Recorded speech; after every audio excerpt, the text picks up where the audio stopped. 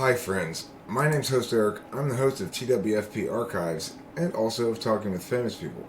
Now, Talking with Famous People is a channel that recently got a couple of strikes, a warning and a strike. The warning was for bullying, C.S. Joseph, and the strike was for hate speech, of all things. I don't know if you know anything about me, you know I don't engage in hate speech, but my mocking of Hitler apparently qualifies as hate speech. So I've appealed that and we'll see. But right now I can't sleep. And what makes me what I feel like doing when I can't sleep is ideating about something. And at the moment I thought a fun topic for a video would be names you can call C.S. Joseph that won't get you in trouble with YouTube. Okay?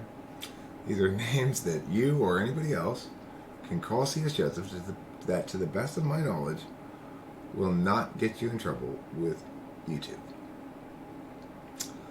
I believe you can call him a dissembler, or a cauldron of dissemblage. I think you can call him one who leads astray those who entrust their guidehood unto him. Or perhaps miscreant, perhaps ne'er-do-well. Scoundrel's probably okay.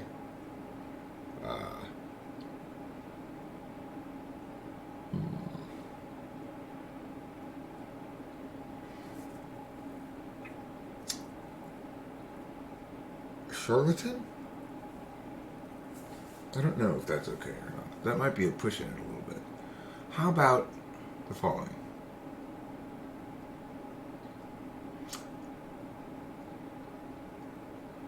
A knapsack's worth of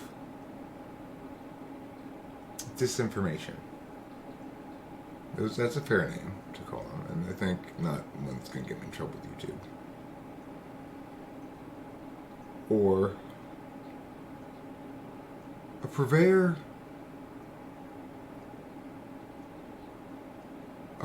of soundless winds.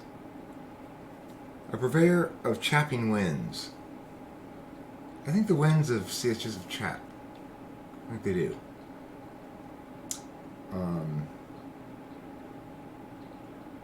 Metaphysical heat stroke.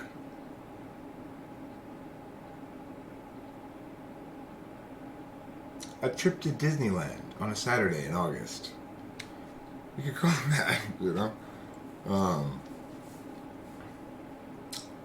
Overreach with a whiteboard.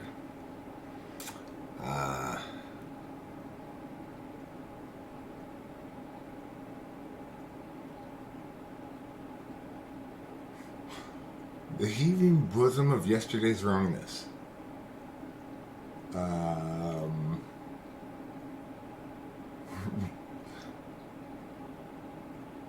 A self-hurt guru of most renown.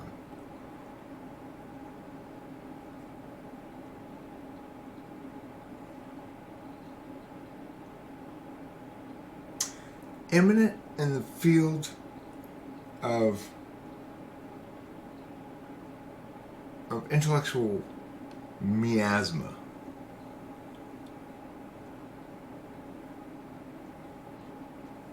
Determinate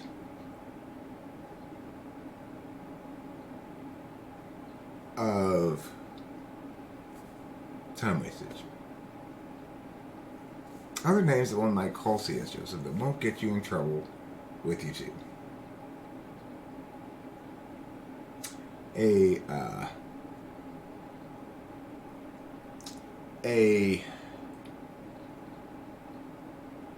A Wall Street bailout of a company that predicts Wall Street bailouts.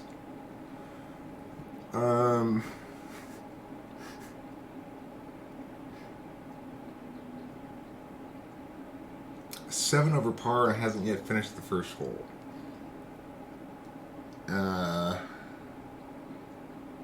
Bill Buckner's worst moment. incarnate. Let's see. What else can you call C.S. Joseph that won't get you in trouble with YouTube? A person who knows very little about cognitive functions.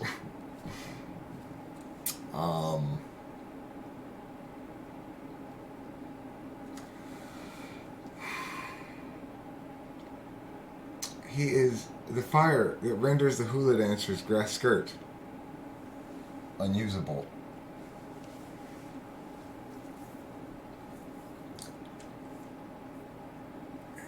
He's an electrified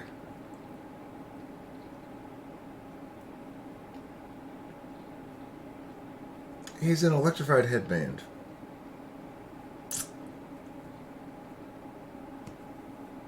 That has to be plugged into the wall. He's a string of Christmas lights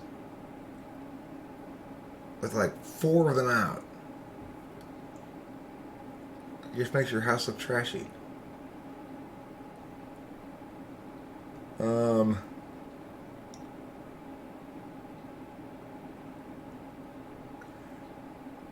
He is the arrival of alien life onto this planet. Only not on a spaceship, but rather just something, a passing spaceship, threw out the window as garbage.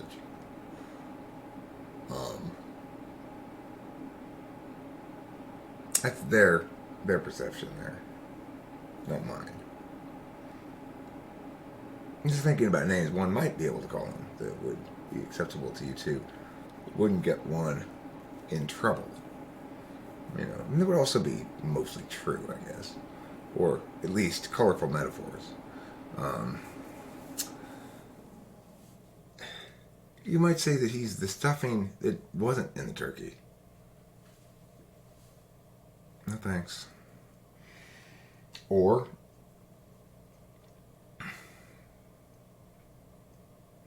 a puff pastry that never rose. It's just a cracker. I'm worried now. Uh-oh. Might people think that was some sort of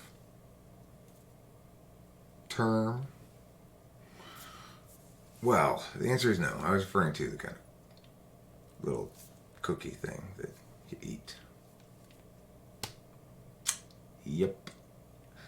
That's what YouTube's come to. Talk about a chilling effect. So, to reiterate, I have, despite being a strong advocate against hate speech, received a strike for hate speech because I was mocking Hitler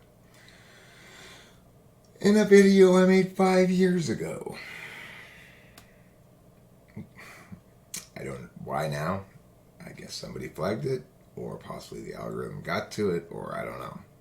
But the point is, obviously YouTube's doing something wrong if they're flagging people like me, or determining that I'm guilty of hate speech, because I certainly am not that sort of speaker at all. I engage in very careful dialect. Yes, I do humor that sometimes is a little bit edgy, but it's never at the expense of any of these groups. I oppose groupism in all of its forms. I'm the one who says race doesn't even exist. That I'm a transracial person. I change from race to race. I'm racially fluid. And people tend to disagree with me about that and say that's not really a thing. But I disagree with them and explain that it's just as much a thing as any other thing like that. So the point is, ideally, I would like to think of myself as the kind of voice that YouTube wants talking about these sort of things. I have a nuanced perspective, an inclusive perspective. I'm opposed to groupism, and I'm having good, rational, reasonable conversations with people about a variety of topics, some of them controversial. That shouldn't put me at risk with YouTube. It should afford me a certain amount of legitimacy that is hard to attain, frankly. Because the quality of the discourse is better than most. So, I believe that this is not any kind of malevolence on the part of Google or YouTube, that it's not what YouTube wants to have happening right now. They don't want to see people like me being caught up in some sort of overreach by their community standards. That, I mean, no matter how you look at it, no matter how come it happened, no matter what prompted it, it's fundamentally unfair. I made that video 5 years ago. I've got thousands of videos. I cannot possibly be expected to go back through every other video that I've ever made looking for something that might now violate the current terms of service or the current community standards after they made this change. When, in fact, I knew the whole time that I've not engaged in anything like hate speech or anything that does deserve to be, does deserve to earn me a strike. I've never actually done that. Because why? Because that's not the kind of person I am. I believe in good, honest discourse about a variety of subjects. When the subject of race comes up, I always fight against those who are groupists. I argued against ruminations, for example. It just goes to show you when we try to apply rules where standards need to be applied. And this is one of those instances. You have some sort of firm rule about this piece of language, that piece of language, or whatever, then what's going to end up happening is people who are legitimately engaged in divisive stuff like that will get a pass, and people like me who are engaged in real conversation about it will get dinged. Of course, there's another factor, which is it's likely I've got enemies out there who are actively trying to take me down. I make a lot of enemies. I make videos like this, for example, but I make enemies in other ways too. Anytime anybody doesn't want to have it out with me directly, face to face, and they're trying to avoid that, and yet they still want to engage with me a lot, but they don't want to actually deal with me like a human being. Those people end up tending to be enemies. So, and some of them are quite spiteful, will go to great lengths to do me harm. I think that might be what's happening right now. Probably it is. I don't think it's just the algorithm getting around to my video all of a sudden. Regardless, having gotten 2 strikes now,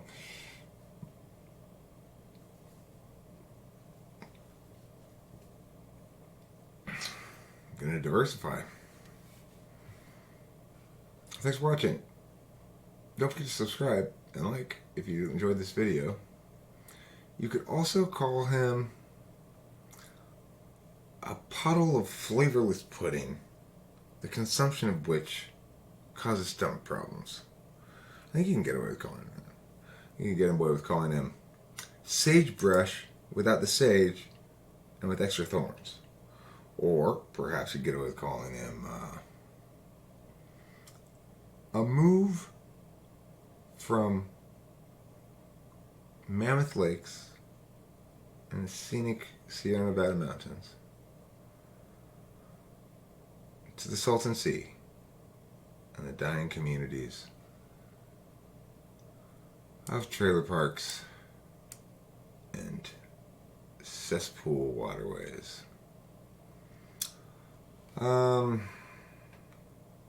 Keep in mind, all of these comparisons are just metaphors, just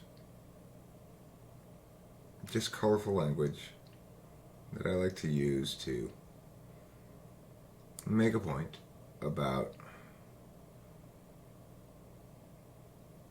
a source of information that deserves ample critique.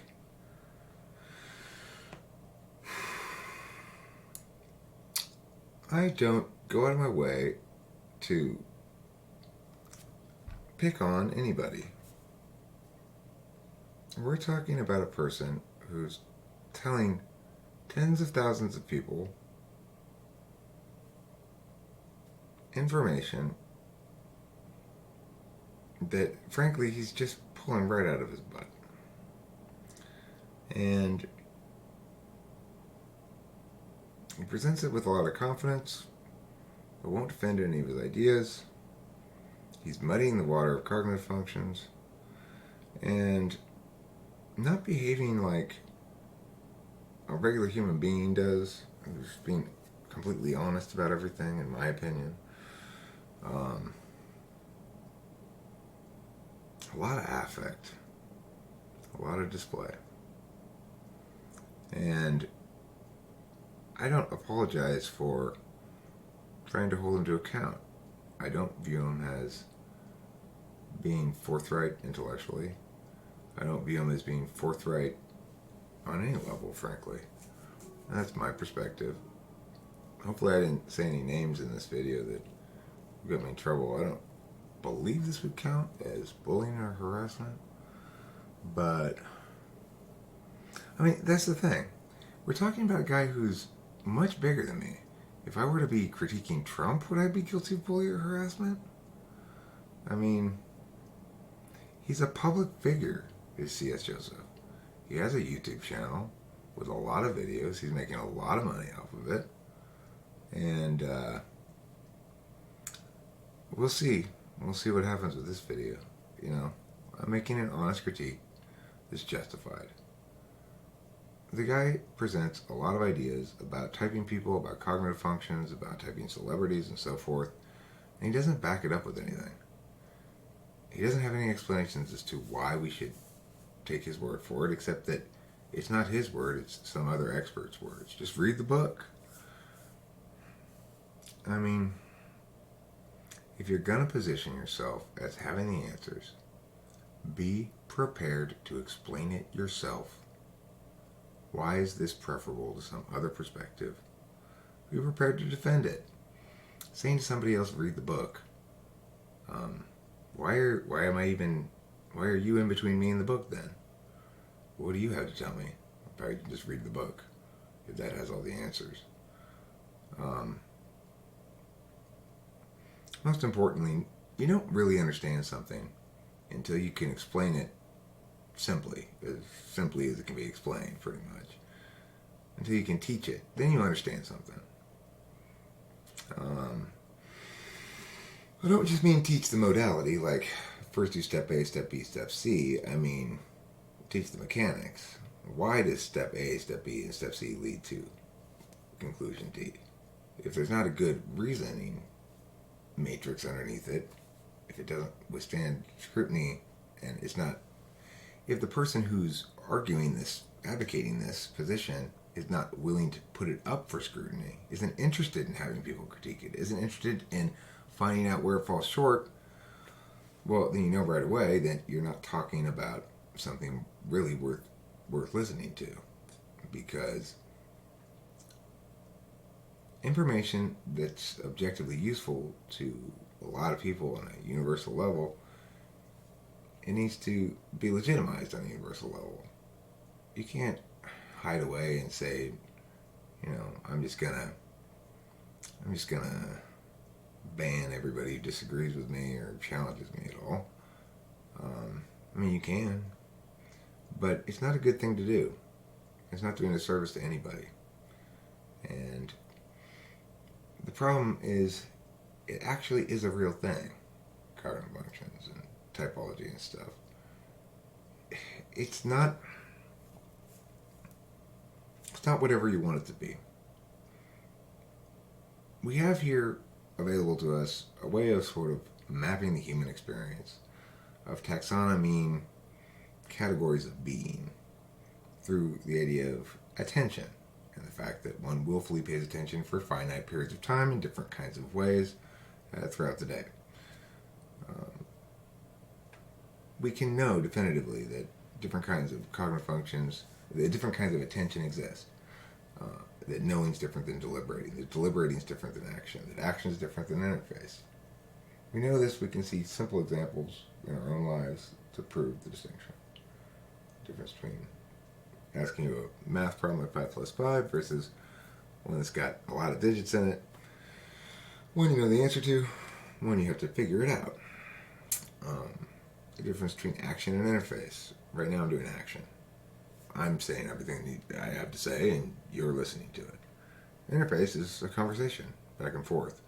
Specifically a responsive conversation. For example, if I'm interviewing you, and asking you questions and following up on those questions, well, that's interfacing. Those are modalities that are different from each other in some sense. It's pretty hard to deny that. So when we start exploring what kind of modalities instantiate in our experience, that is to say that we can see in others, we can see in ourselves, they don't require a lot of testing or anything. They're just obvious realities that this exists and is different from this. And then we ask, well, what's the explanation for this? What's the mechanics? Why are things like this? And if they are like this, can we tell more about how these manners of being relate to one another? And of course, the fact is we can, because it necessarily is the case that if one is paying a lot of attention to coming up with new ideas, then one is not, for example, keeping track of the ideas that one has previously come up with. When I'm working on outlining the video for my upcoming new channel, Rhetorical Slope, first welcome video in the season, so to speak, doing some TE stuff. Well, I'm not doing SI. I'm not keeping track of what's going on with talking to Spanish people. I'm not archiving those videos. And those are different processes. Coming up with something new and archiving the old stuff or organizing the old stuff, those are different mental processes, different ways of paying attention.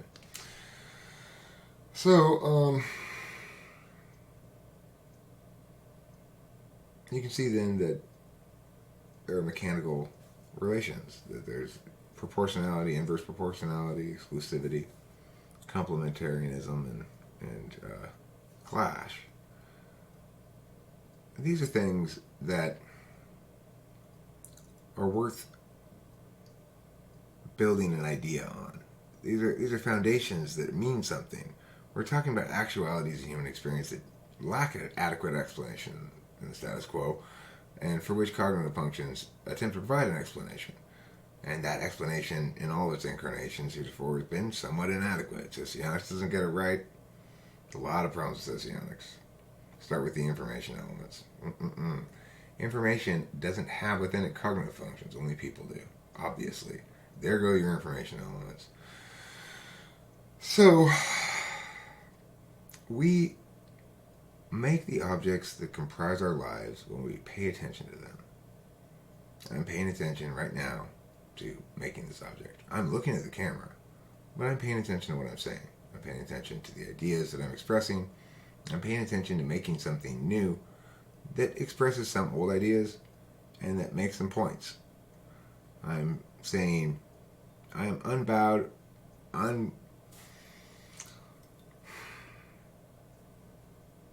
undamaged. Let whomever, be it Spite Monkeys, be it YouTube, just clumsiness, because that's all you can call these strikes, really, especially the second one, is just pure YouTube clumsiness. That was not hate speech. It was humor, and it was anti-hate speech. So, the algorithm's not working right, or some human being's not. I don't know if there's any human being ever saw it or not. So, I'm talking about that somewhat.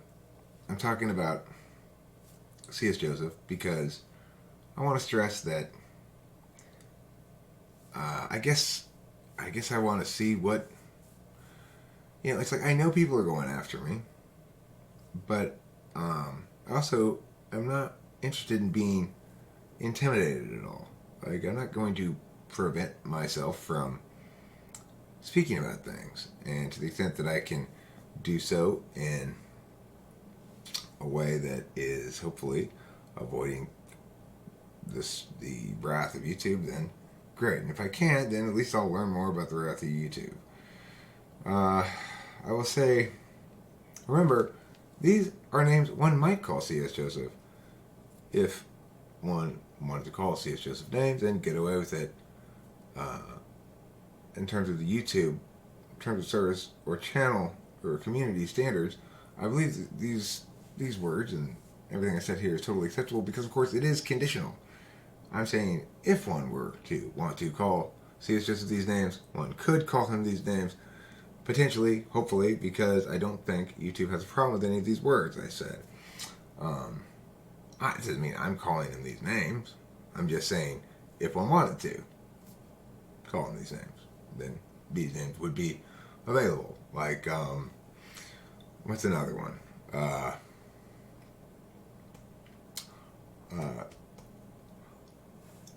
The afterbirth from the union between petulance and self-importance.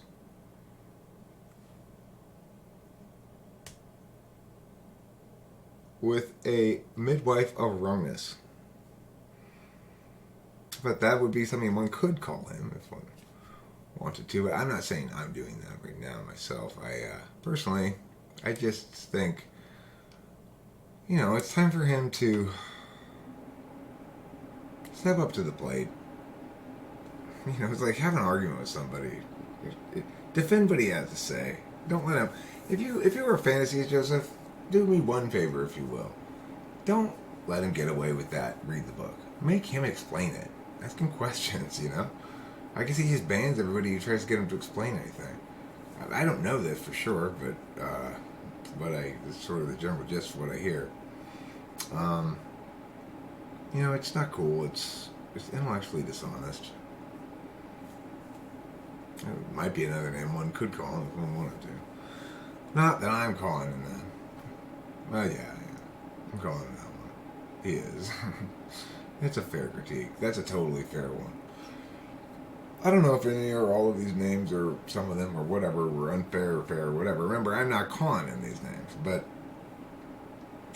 one that is definitely fair and appropriate. And I don't think any reasonable judge of this matter would disagree with this. He is intellectually dishonest. Thanks for watching. Don't forget to eat plenty of cheese.